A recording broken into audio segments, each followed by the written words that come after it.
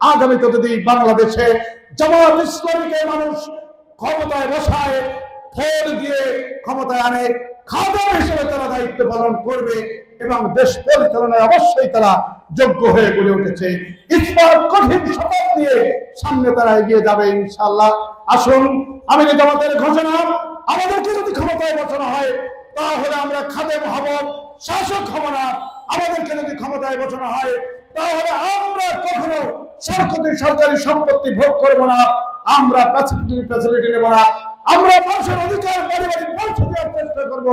আল্লাহ যা করলে খুশি হয় সেটাই আমরা করব।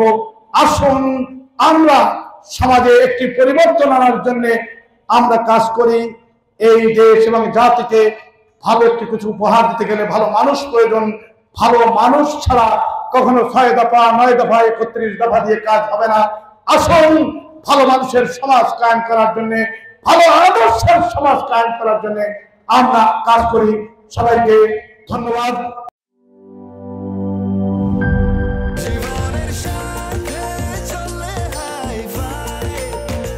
স্বাস্থ্যকর অল টাইম ফ্যামিলি কেক, সব সময় অল টাইম হেলদি লাইফ।